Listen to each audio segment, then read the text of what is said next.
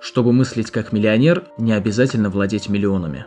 Но для того, чтобы владеть миллионами, нужно думать как миллионер. Конечно же, когда мы говорим о миллионерах и состоятельных людях, мы говорим о тех, которые нажили свое состояние честным путем. Сегодня я хотел бы поговорить о книге, которая изменила мой взгляд на жизнь, и называется она «Секреты мышления миллионера».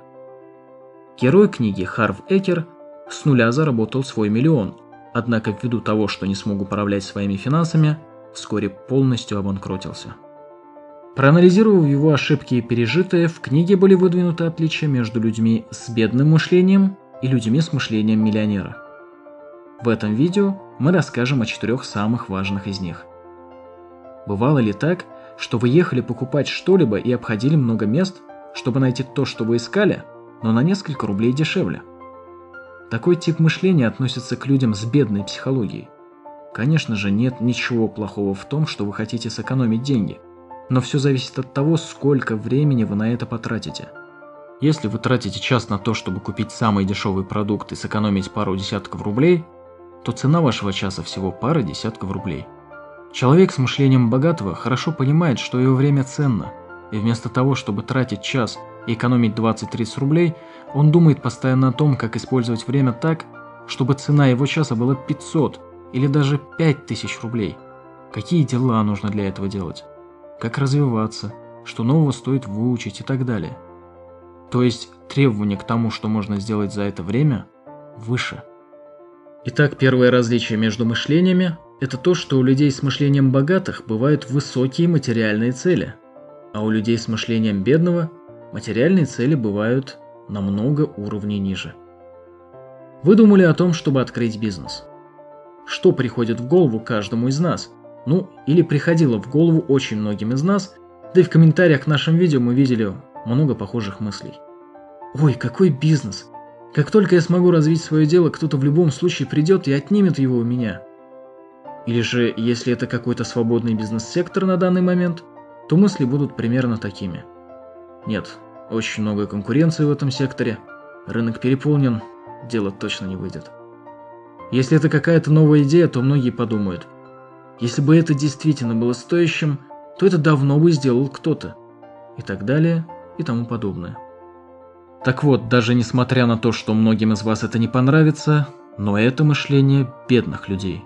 Потому что богатый человек вместо того, чтобы думать о проблемах перед тем, как начать, думает о возможностях, которые перед ним откроются. Например, вместо того, что у него отберут бизнес, когда тот начнет развиваться, он подумает: самое главное довести бизнес до такого уровня, чтобы его захотели отнять.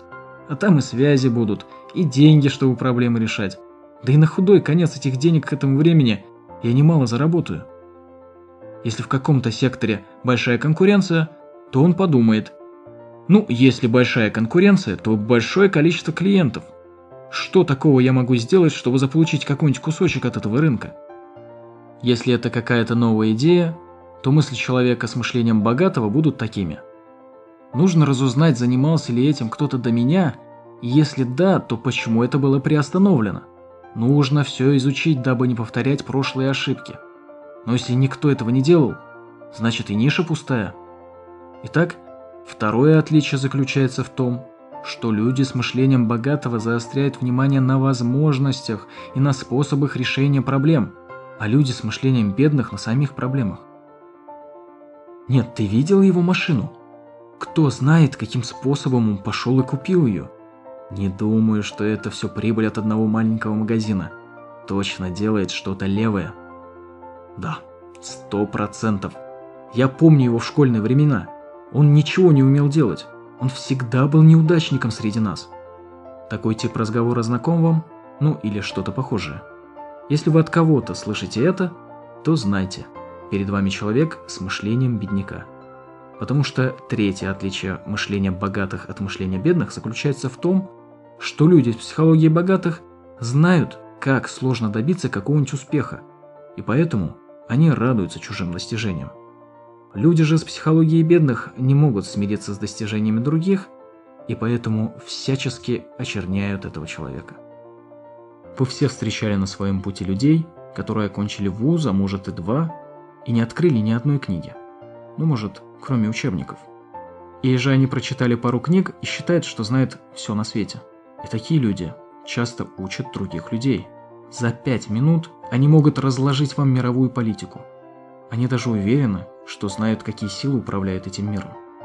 Я еще не говорю о тех молодых людях, которые собираются во дворах с пивом в руках или в группах в социальных сетях и с презрением обсуждают чужие ошибки, доказывают кому-то что-то и так далее. Но когда дело доходит до своих достижений, они говорят о везении. Они считают, что богатым и состоятельным везет, что они не трудятся, а лишь сидят сложа руки, и Бог им постоянно что-то посылает. Эти люди – парадоксы, которые всегда все знают, но почему-то свою неуспешность связывают с совсем неважными факторами.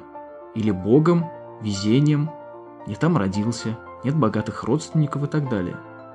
И эта их уверенность в такого рода взглядах мешает им видеть возможности для новых знаний и путей роста.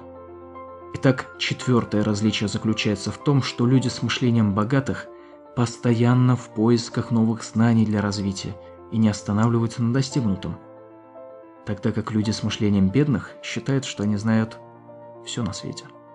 Кстати, мы попросим вас сделать 3 вещи. Поделитесь этим видео с теми, кто для вас важен, подпишитесь на наш канал и лайкните этот ролик. Спасибо.